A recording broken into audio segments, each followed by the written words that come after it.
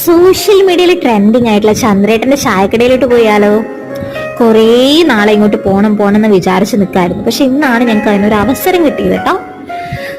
ഇത്രയ്ക്കുള്ളിലോട്ട് കയറിയിട്ടാണെങ്കിലും എന്തോരം ആൾക്കാരാണ് ഇങ്ങോട്ട് വരണേ. അതെന്നെ എടുത്തു പറയേണ്ട ഒരു കാര്യം തന്നെ. ഞങ്ങൾ ചെന്നപ്പോൾ തന്നെ ഒരു സീറ്റ് പോലും ഞങ്ങൾക്ക് കിട്ടിയിട്ടുണ്ടായിരുന്നില്ല. കുറച്ചു നേരം വെയിറ്റ് ചെയ്തിട്ടാണ് ഞങ്ങൾക്ക് സീറ്റ് കിട്ടിയത് തന്നെ. അപ്പൊ ആദ്യം തന്നെ എന്താണ് പൊരിച്ചത് വേണ്ടതെന്നാണ് ഞങ്ങളോട് ചോദിച്ചേട്ടോ. ഒരു അടിപൊളി മീൻ, ഏതോ ഒരു മീൻ പേര് പറഞ്ഞിട്ട് എനിക്ക് പേര് ഓർമ്മയില്ല. പിന്നെ അടിപൊളി ഊണാണ് വന്നത്. സാമ്പാറും മീൻകറിയും ക്യാബേജും അച്ചാറും പിന്നെ കൂട്ടുകറികളും പിന്നെ ഞങ്ങളുടെ മീനും എല്ലാം കൂടി സൂപ്പർ ആയിട്ടുണ്ട് കേട്ടോ. എനിക്ക് ആ മീൻ പ്രത്യേകിച്ച് ഇഷ്ടപ്പെട്ടു. അതിന്റെ പേര് എനിക്ക് ഇപ്പോഴും ഓർമ്മ കിട്ടുന്നില്ല. പിന്നെ പായസവും പപ്പടം ഒക്കെ ഉണ്ടായിരുന്നു.